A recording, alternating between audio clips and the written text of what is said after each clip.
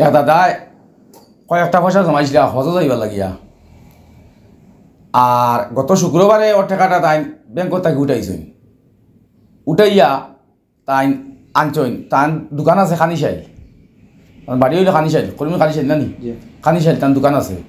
তার একটা ব্যান্ডেলের দোকান। ওর টাকাটা আইন তুলিয়া তাই আর দোকানও আনছইন।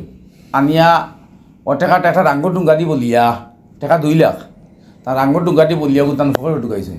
দোকানের পরে তাই আরও 1-2 দোকানে গেছেন কিতা খাজে, আর টাকাটা তার ফকরটা আছে তো আছে, তার খেয়াল আইছে না। তান খাজ হারিয়া আবার দোকানও আইছে না, কিছু ব্যান্ডেলের কারে দিতেন না কিতা কিতা খাজ করছেন বা গাড়ি লোড কতরা। ওই সময় তার মনে হয়েছে যে আমার টাকাটা কিতে হইল, ফকরটা আজ দেখুন তার টাকাটা নাই। ওই হিসাবে ভাই আমরা এখন আইসুন যে যদি কোনো বালা মানছে ওই টাকাটা খাইয়া থাকেন, এখন বড় বালা এক লাইনের পয়সা, যদি কোনো বালা মানছে খাইয়া থাকেন তো কেউ মালিক নাও হইতে পারেন। ওই হিসাবে আমরা এখন আইসুন যদি খেয়ে ওর টাকাটা খাইয়া থাকেন, ও টাকাটা মালিকের কাছে পৌঁছাইবা। কিতা লাগি এই টাকাটা হইল গিয়া হজর টাকা, হজর যাইবার লাগে জমা নিয়ে। জি ও মাতইন আপনি ও দাদা কইবা কিলা কিতা ঘটনা কিছু শুনুন। আসসালামু আলাইকুম।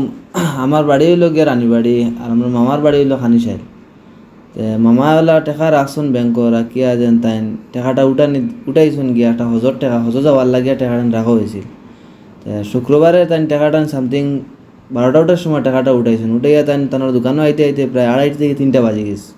তাই দোকানও আইয়া তখন টাকাটা দেখছুন তাই যাবা আছে, প্লাস ওখানে একটা ব্ল্যাক কালার ক্যারি ব্যাগও রাখিয়া মানে বান্ধিছুন, বান্ধিয়া তাই ওখানে ফকটও লইছেন, মানে গামে না বিজি পেলে ফকটও লইয়া তার দোকানও কিতা সাজুজ আছিল, তা সাজুজ সারছুন সারিয়া অন্য 2 দোকানও গেছেন, মানে তোলা সাজে একটা টেইলারের দোকানও বুদ্ধ আর একটা সার দোকানও না কিতার দোকানও গেছে। তাও 2টা দোকানও তাই গেছেন গিয়া তার সাজুজ সারিয়া সামথিং 30 মিনিটের ভিতরে তাই আবার তার দোকানও আই গেছেন।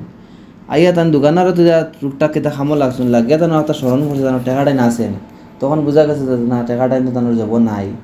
তখন থেকে আর নাই, আর তো বিচারে উচারে কোনো হলে হওয়া গেছে না। যদি কোনো মানুষে যদি কোনো ভাই টাকাটা হয়ে থাকেন, আমরা প্রায় আরও দেখছি, প্রায় সোশ্যাল মিডিয়াত দেখছি যে ও দিল্লিতে এজনে 17 টাকা পাই আর রিক্সা দিয়ে কয়দিন লিয়া ঘুরিছে, মালিক পাইছে না।